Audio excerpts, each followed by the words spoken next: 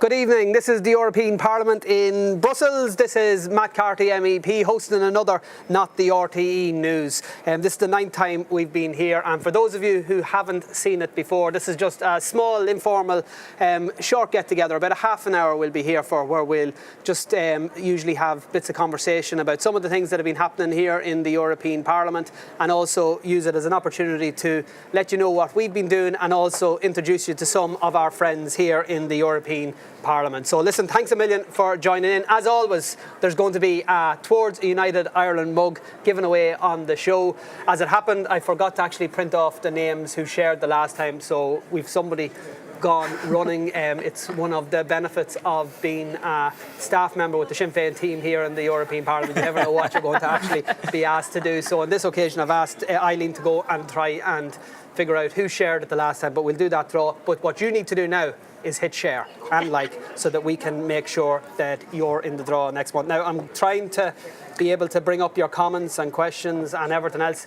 Make sure you keep commenting, hitting like, all the usual crack, because that's how we make sure that we know that people are actually watching. So our guests this week, someone who needs no introduction, Martina Anderson, MEP for the occupied 6 counties. Are we allowed to still call it that? Of course we are. Because we're not allowed to say Chucky our law anymore. So we're allowed to say occupied 6 counties of the northeastern corner of Ireland. Kevin Lally, a Galway man, political advisor to Leah Ní making his debut on our Facebook Live discussion. To fault your old Kevin. Gurmil Mad. And Itzibar Salazar, who is, did I say that right? Yeah, that was good. Okay, good. Because Itzibar is a political advisor to Yoshu Juriste. Yeah, exactly. Who is our Basque comrade who has been on this show before. So we're going to have a bit of a chat, because I want to use it tonight as an opportunity just to let some of the people who work here know what it is they do in the European Parliament, if for no other reason, so that myself and Martina can find out what it is these guys are doing all the time. Well, I always look busy. But I actually think it's important too, because the like of Kevin then gets to feel what Leah feels like when she's going in front of a camera. So then you can start to get a sense of it, and that's important too, isn't it? No bother. Course, yeah. No bother. Anyway, but before we do that, Martina, I want to just to take an opportunity to get an update on Brexit, what's happening here, because the European Parliament's role sort of has gone off the radar a little bit. Only a little bit. Yeah, only a little bit. But in terms of in terms of the public perception. Okay, from the 8th of June, when we had the joint report from the British government and the EU, of which the Irish government assured us all it was cast iron guarantees, the commitments that were made. From then to now, there's been a process underway where all of those commitments were to be translated into legal text. So we're going to have a draft legal treaty presented to us next week for the mini session here. Well, it'll be on the 28th, it'll not be actually at the mini session, but for the 28th we'll have the draft, and we'll see how far those cast iron guarantees of the British government has actually been translated into commitments. Now, what we're being told, that the backstop, there's 3 options, right, with regards to Ireland, and one of the options, in the event of no agreement, that you will have full alignment. Some of the British commentators have tried to say, well, that's only for the areas of cooperations, but when you look at them, it's in 3 parts. It's for the areas of cooperation, the All-Ireland economy, and to ensure full protection of the Good Friday Agreement and all of its parts. So that means that the full EU law and regulations have to apply. So it's going to be testing times, I think, for the Irish government, because we know and we've heard from the British government that the ink wasn't hardly dry in what they had agreed, when they then says, oh, that they were only statements of intent. We had David Davis rolling back for that. And we've had David Davis, who was supposed to be here on Monday and Tuesday of this week to talk about Ireland, and he didn't turn up. Surprise, surprise. Has he actually, a question that was actually asked of me, I was attending a farmers conference last night, and I actually said, but I was open for correction, but nobody corrected me, that David Davis hasn't actually been to the border region in Ireland yet. Is that correct? Hasn't put his foot in it. Yeah. Sure, for God's sake, like we had Karen Bradley. Those of you who were at the conference last night, I was actually absolutely right. correct. But sure, Karen Bradley, you know, could you imagine someone who has never been to a country before, or a part of a country, and being afforded then the opportunity to lord over that country, as Karen Bradley was the new Secretary of State? She'd never put her foot in Ireland, never mind in the north of Ireland, and sure, look at her now. Yeah. So that sort of doesn't really matter whether they have attended or not. Sure, he hardly attends the negotiations. No, but it is important, because they're actually, you know, it'd be the equivalent of me being in an agri committee and agreeing a resolution and not knowing one end of a cow from another. Absolutely. So not comparing our beautiful country to a cow. Yeah, but, especially the north. Yeah, but you know what I'm not even going to start. What we want is your comments as to if Ireland was a cow, what part would Derry City be? No. I am not going to bite that. But what is important, not alone has he not come to Ireland, but he doesn't come here to the negotiations that are taking place. He comes over for an hour, he has a wee cup of tea or so with Michelle Barnier, and we have a wee chit chat. He leaves his officials and goes back to Britain, and then comes back at the end of the week and then sort of stands in front of the camera. And this is how they conduct negotiations. No one knows the British better than us. We warned the Irish government that they didn't have cast iron guarantees. We said in December that they would roll back from them, that what they do, they find out what your bottom line is and then they try to negotiate downwards, and that is where we're at the moment. So we're still working with the negotiators at this end to try and let's consolidate what was technically supposed to be cast iron guarantees, and we'll see what comes out the other end. Yeah, but we can't just see what comes out the other end in terms of the guarantees. It's actually really important. The Irish government to yeah. make sure that those guarantees, that they stand over those guarantees. The British government is saying that they have went to say they don't want it in the treaty. They then said that the two negotiators, they've talked about a protocol. We have asked about what is the legal standing of a protocol. We're told it's the same standing as a treaty, and I'm going, well, why are you putting it in the protocol? Put it in the treaty. Yeah. And the Irish government needs to be able to demonstrate to the people of the North, who the Taoiseach says to us that never again will the Irish government leave us behind. So let's see if that's going to be the case. And next week will be one of the many tests ahead of them.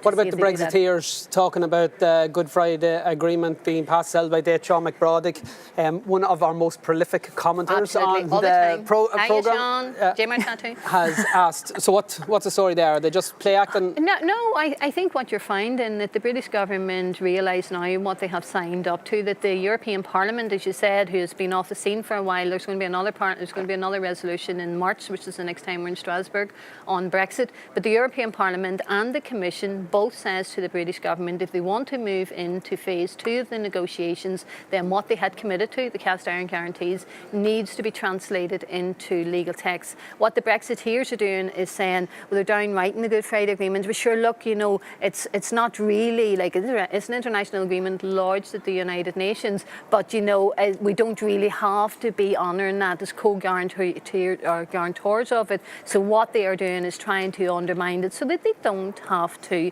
deliver on their cast iron guarantees. Yeah. Should we seen it all coming? We told them that. We told the Irish government that. We told the European Parliament what the British would do. We could have wrote the script. Derry would be the horns someone's after saying here. And Sean McBrodick, a second comment which is actually really important to bring up, that Monaghan bet Kerry at the weekend. Fair play. Sean. Damien McThomas, somebody who's known to us here in Brussels, wants to know, will you mention one of my comments tonight, Matt? There you are. Done, Damien. You've been mentioned. So Kevin, Monaghan and Galway is going to be a big game in the league. This weekend, is it? No. Who are we playing this weekend? God, I can't remember. We're playing in, I think it's another home game, but... I suppose it'd be a nice warm-up for us for when the real games come along. You reckon? We have a good Connemara man there, Sean Andy O'Callaghan. The chances are of Galway doing the double this year? Galway doing the double in the hurling? No, the hurling and the football. Well, I think in the hurling, I think we have the team that can do 3 in a row. It'll probably come down between us and Tipperary. As you've seen in the last 3 years in a row, there's only a point between us in the semi-finals.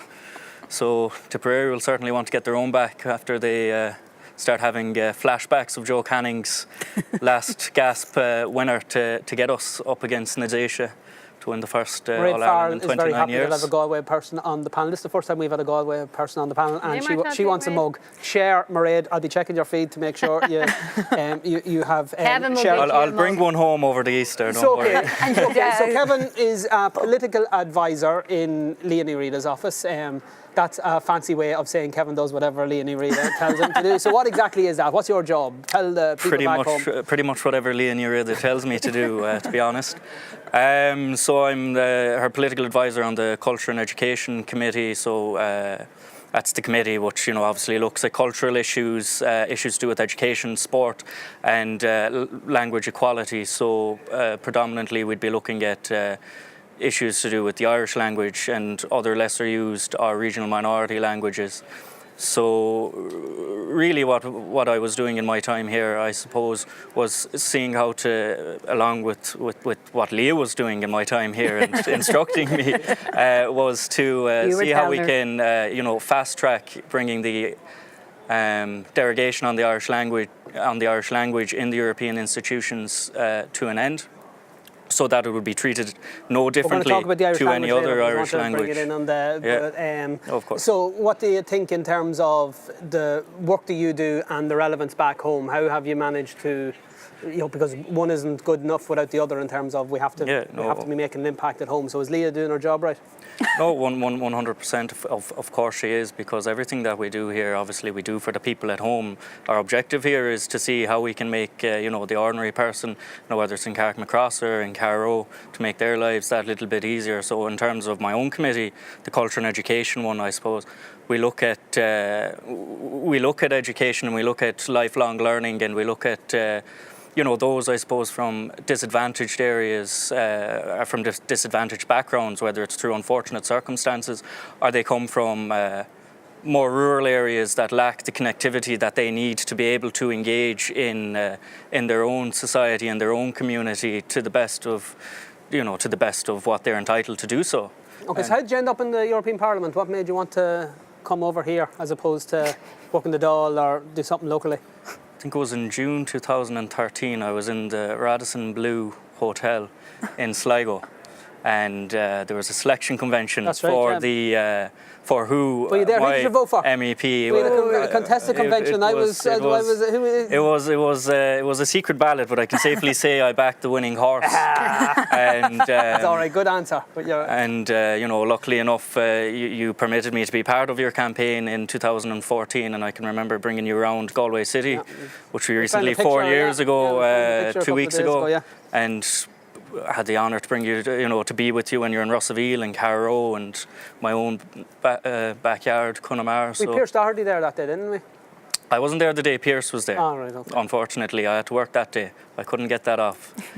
Wasn't it as flexible, your old employment, as your new? So around Leah give you the day off whenever you wanted. Yeah, sure. I had all day off today just to prepare for this. So good job. It was okay. Well, and why not? So Isabel, thank you very much for coming along. It's always good to have one of our Basque friends with us. So you're in a moment of big transition because you've been working for Joshua, who everybody who watches this programme knows because we've had him on and he's a very close friend of the Sinn Féin team. But Joshua is leaving because of the crazy electoral systems that you guys operate. So explain why that happened. Well, in the Spanish state, there's only one constituency, and for the whole Spanish state, let's say. Yeah. So it's really complicated. Including all their occupied territories. Exactly, all the occupied territories of Galicia, the Basque Country, Catalonia, everything. So it's really complicated for us, all the nations inside the Spanish state, to get our own MEP. So it's in all the cases here, they need to go and we need to go in coalition. So for example, we came into the European Parliament with the Galicians mainly, but also people from the Canary Islands, Asturias and Aragon. But other members here also had to come in coalitions to get elected. So in our case, we have a shared mandate. Our Galician friends will start in the next mini plenary that Martina talked about. So Josu, as an MEP, will leave the Parliament next Tuesday. Will be his last day. And we will be leaving as well. But Josu will stay here as advisor. Have kids in the European Parliament playing around. That's such and he will continue helping you in your programs, and he will be around, and we will continue cooperating between Ireland and the Basque Country. So what have you been doing for Joshua over the past couple of years? Well, in my case, I was the advisor for the ENVI committee, which is Environment, Food Safety and Public Health. So there we were focused on some of the main environmental problems we had in the Basque Country, which were at the beginning of the term the nuclear power station of Garoña, that finally it's not going to be reopened, and fracking. And also we have a big problem with waste management, and that was one of the big files where Josu has been involved all this time, and I've been negotiating with him. So that was mainly the committee activity, but of course out of that we were doing like everyone else here, because there is so much more activity, other issues like like the support to past prisoners, also language issues to support our language. And we're going to come on to that as exactly, well. we'll comment on that. Yeah. But we were also trying to help the local situation of our citizens, bring it back here, like they have the chance to explain what is going on, try to help them. But since we only have one MEP, it was not that easy maybe to do it through the parliamentary work. He did a remarkable He did really job. good. But I mean, I have to say, like next Tuesday, as we go past every day and as we head towards next Tuesday, our hearts are sore because we adopted him. As he was the 5th Sinn Féin MEP, and even though he's not going to be leaving here, but still the fact that what he was able to bring, I think, for the Basque struggle and the Basque people in his work with GUI NGL, and that's where we're going to miss him in the NGL, in the part of the group that we're part of. I don't mean to upset you, Martina, but there is an awful lot of comments talking about how dashing Kevin looks. I'm jealous. Look, by the way, he is I have been on, this is our 9th, not the RT News, for those of you who weren't paying attention, and I've never had positive remarks about my... and obviously you never had a positive remark about I do my own makeup, and yet it's very rarely commented upon. So, yeah, so Kevin, yeah, lots of people. Sean McBrodig's not too happy about it. He wants to know why there's all the comments about... when this is supposed to be a serious political discussion. That Kevin doesn't just look good. Kevin is one of the nicest men. I thought you were going to say he smelt good. So Kevin, you are. Is this a dating program for Kevin? Do you use, Kevin? I think. Whichever one's bought for me that particular Christmas. So listen, just as in terms of, because you're both coming from countries in struggle, left-wing revolutionary movements, for want of a better term, would you recommend the European Parliament as a place to work and get experience to your contemporaries back home? People might be involved in party politics. I think it's interesting to get a bit of knowledge of how things go outside our nations, because sometimes we just tack in our ideas, and it's very interesting to go abroad and get other experiences, and as well, see what you can do for them. Yeah. But it's true that this institution can be quite hostile to us because of the number and the way it works. So you need to have a lot of patience. Especially with you guys, because the Spanish are so The Spanish bitter. are always trying to stop us. It's quite tough. It's not only us, also the Catalans are suffering that right now, and of course you guys. But I think it's hostile, but it's interesting to get something from outside as well. You have a new fan in Boston, of all places. So would you, in terms of working with... in the European Parliament as opposed to working back home, do you think you've learned stuff over here that would be useful back home, or is it just simply a stopgap till you No, like they're Shaft Farrell and go for the doll and go away? That's the plan all along. No, as Atzabar pointed out, there's so much that we can learn from each other, from our own, where I suppose our common bond is in our common struggle, trying to fight the big monarchies in our own countries, and there's so much that you can learn from the likes of people from the Basque country or from Catalonia or from other parts, not only of this of the European Union, but other parts of the world, and you get to meet great people with great interesting stories to tell of their own history and of their own personal history, as well as their own country's history, I suppose, such as Atzabar. And I suppose considering that we have a close relationship, I suppose, with the Basque country, both in terms of just similar histories, but the language thing is a massive connection for us both as well. Good job. Atzabar, give me a number between 1 and 40. 13. 13. No way. What? No way. What? Dorian Fertel has won towards the United Ireland vote. Thank you to Eileen, who's after going. Dorian works in Martina's office, so he has now won himself towards the United Ireland. And now don't be getting angry with Dorian, don't be getting jealous, don't be getting anxious. Hit share and you can win your own towards the United Ireland. And I'm just sipping here on my muckalay, also known as Brussels water. It actually tastes much nicer when it's out of a towards the United Ireland Cup. So, it all tastes the same. Martina.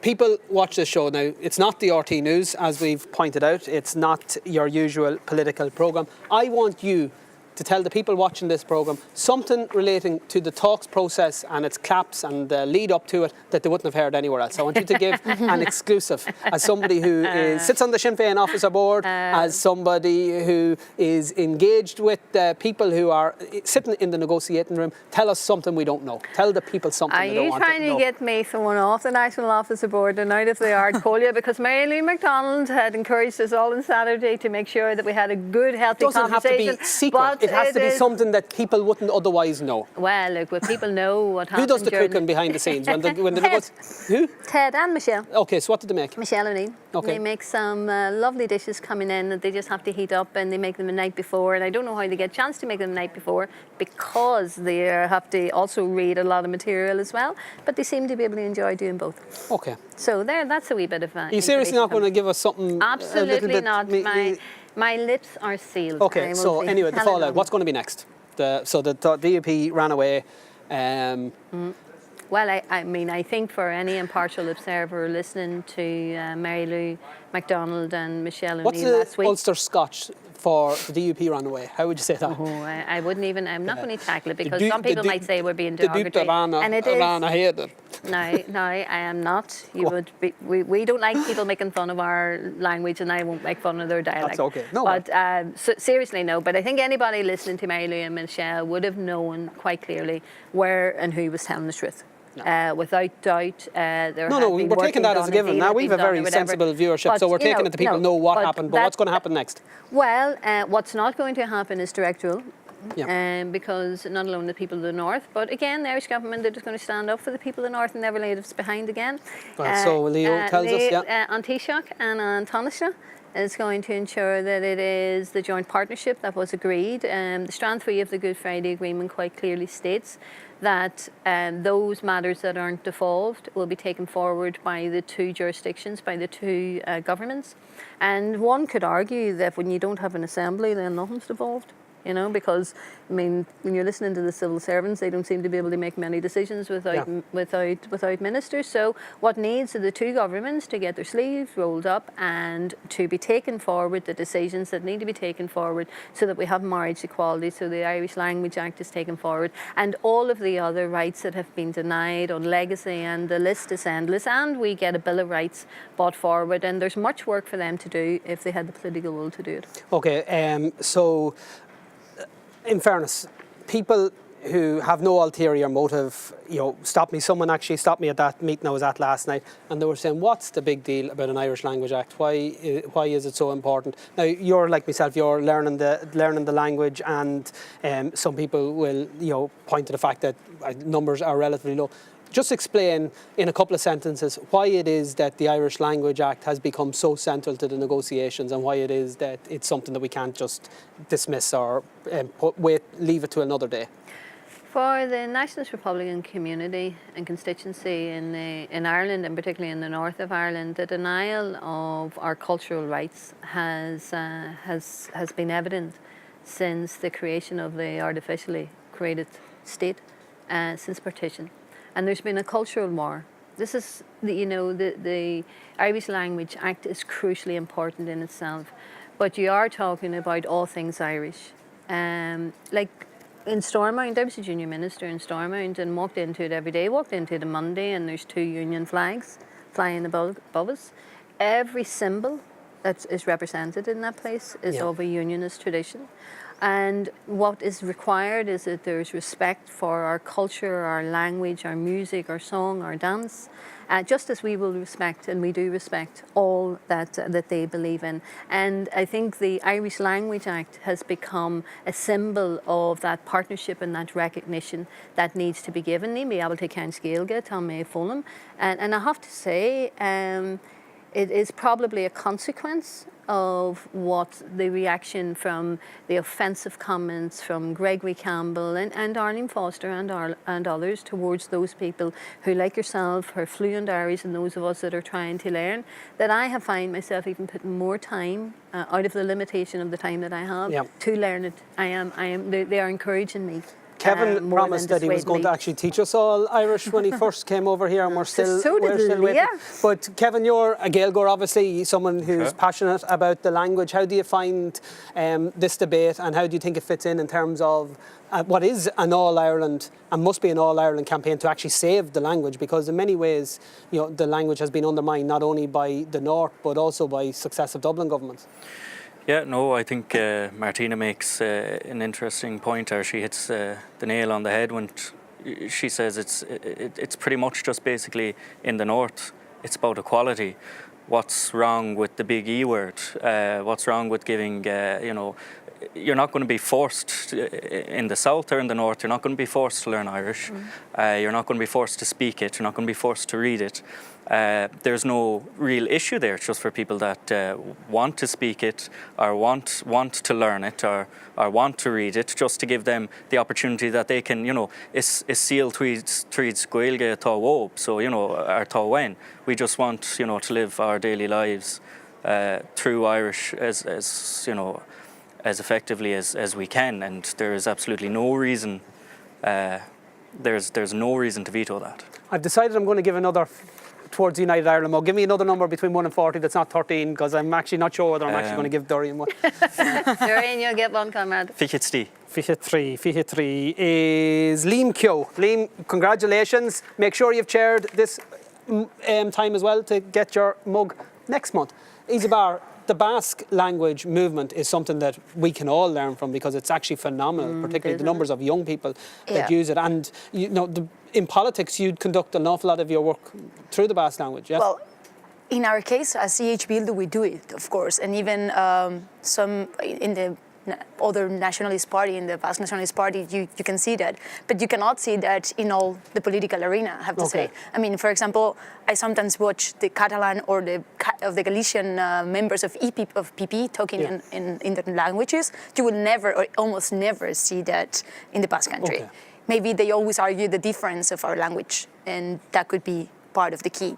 You said that it's improving. Yeah, there are more people that are supposed to know the language, but then you go to the use of it, and the numbers are not that good, I would say. I mean, I think there's still a lot that we can do. A lot of people know the language, but they still refrain from using it in certain areas, and I think that's key at the moment.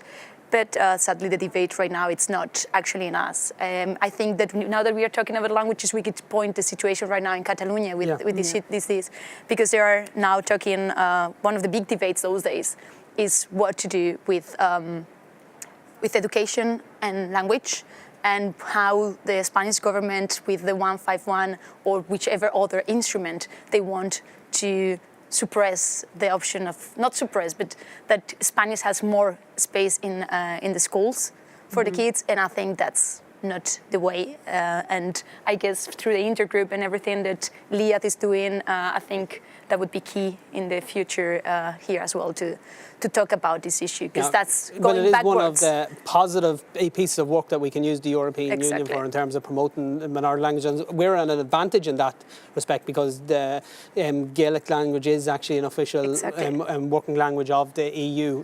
Something that we cannot say. Breaking down the barriers, but if nothing else, it's one area that you can point to people who have an interest in the Irish language and point to a benefit of having the Irish language. Have you any plans yet for Seachtain na Gaeilge in Leah's office? Yeah, we do. On the during Seachtain na Gaeilge, we'll be bringing over a delegation of Gaeltacht school students. We'll be coming over to the Parliamentarium, where they'll be doing the EP role play games. They'll get to entirely Trí Gaeilge? Trí Gaeilge go home on sha, and they get to be an MEP for a day, so they have to go to committee votes, they have to go to committee debates, and they'll have to go to plenary debates, and then there'll be... Does that mean Leah doesn't have to go then? I know, they'll be taking care of all of Leah's work for the entire Seachtain na Gaeilge. Can you believe we're nearly finished? Didn't that fly? Didn't I tell you it was going to go really quickly? Exactly. As it always does, listen, when you're enjoying yourself. Thanks a million. Are you able to make it down to Cork on Saturday? Unfortunately, I'm not. There's a play in Armagh on the two Brendans, and I'm going to that, so I can't go it's to on Derry the following weekend Cork as well, so you could get to I know, Cork. but it's fully booked for the 2 weekends. and it was the only. You know what night I'm that going to I could do? be in. I'm going to Thanks, talk to Tim. the lads in South Armagh who I get on very well with. I know quite a number of people who are in the two Brendans play, and I'm going to change that because seriously, I'm telling you, but seriously, you all the rest of you seriously. aren't committed as I am. You should be in Cork. If Cork is there, anybody who's not there is square. We need you there on Saturday because it's going to be a massive towards the United Ireland conference. We filled the hall in the Mansion House in. No doubt Leah will be there. She will, Leah's yeah. going to be welcome us all. But we filled the hall in the Mansion House in Dublin. We filled the Waterfront Hall conference room in Belfast. Now we're going to Cork. It would be a real indictment on anybody who's watching from Munster if we don't pack that hall out. It's going to be brilliant because we have Mary Lou, we have Michelle, but we've lots of outside speakers as well who are coming, including people from unionist backgrounds. No Fianna Fáil, because they think it's premature to talk about United Ireland a year after. Did they change their minds? Well, a year after they said they were actually going to launch a roadmap for I was United gonna ask Ireland. you Now about they're that. saying it's premature. So listen, please try and make your way down to Cork City Hall. It's at 1 o'clock on Saturday starting, so there's plenty of time to travel down and get back the same day. If you fancy treating your loved one, why not stay in Cork tonight? I think there's a big function on. London on the 24th of March. If you know anybody who lives in and around London, get them to the TUC Centre where our next one is. It's the anniversary of Aidan McAnespie today. It was one of the Yes, first indeed. ballads Yes, that indeed. I remember being really struck by. I know a lot of the McAnespie family. They are absolutely a credit to Aidan's memory in the fight that they have been putting on for justice. We have more battles with the British government, with in RUC in terms of historical inquiries. It's the Irish government who have a report on the killing of Aidan McAnespie, the murder of Aidan McAnespie, I would call it, who are refusing to publish that Shame document. It is on absolutely scandalous. So listen, continued solidarity to the McAnespie family. Listen, share and like and everything else like that, because we really need to try and build up our membership as far as possible. We're in Strasbourg on the 14th of March that week, so we might try and do one then, but we may be able to fit in another one if we get loads of shares and likes for this. You might want to. Anybody who's still wondering, this wasn't the RT News. We're going to try, as always, to finish on a little bit of music. So listen, thank you very much, Isabel, Kevin, Martina. No problem. Thank you. No problem. Thank you. Thank you, Matt. Great job. Mary, this land was made for you and me. I And I walked her home. it's that,